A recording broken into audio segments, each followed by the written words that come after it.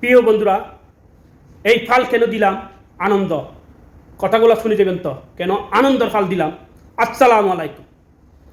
আমাদের দেশে প্রধানমন্ত্রী জবাব দিতে পারে, মাথা উঁচু করি কথা বলতে পারে, এইরকম আমাদের দেশে চাইছিলাম। পাশের রাষ্ট্র পাগল হইয়া গেছে আমাদের দেশের প্রধানমন্ত্রীরে এই দেশে নিবার জন্য।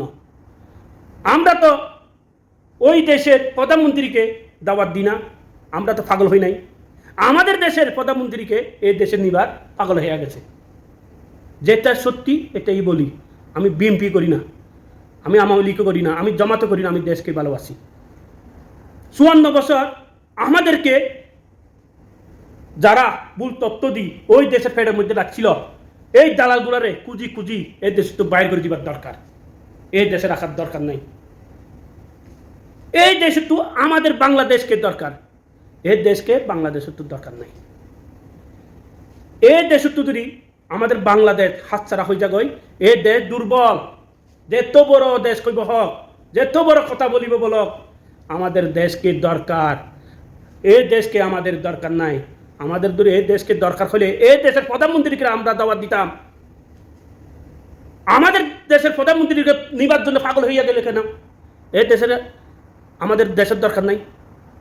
আমাদের দেশের দূরি প্রধানমন্ত্রী দূরি সরকার যদি ভুল পথে না হাঁটে, মক্কা ছুট্টি এখানে যদি যুক্ত হয়, আমরা আরো অনেক শক্তিশালী, অনেক লাভবান। আমাদের দেশ উন্নয়ন হবে, আমাদের দেশ আরো এগিয়ে যেতে পারবে।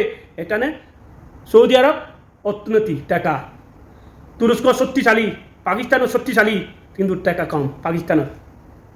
আমরা শক্তিশালী, আমাদের দিকে সবে সাইবার এক ক্ষমতা এই দেশের নাই। যে তো বড় কথা হবে হোক, দেশ বড় বড় কথা বলবে, এগুলো যে বহা বড় বুকা বুকা, এগুলোই দেখি বুহা। যারা এক কথা বলে এই দেশকে আমাদের দরকার আছে, এই দালালগুলারে কুজি কুজি বাইর করি ওই দেশে পাঠাই দেন, কিন্তু আমাদের দরকার নাই। এই দেশে তো আমাদেরকে দরকার। এটাই বাস্তব, অবশ্যই বাস্তব, যেটা সত্যি এটাই বললাম।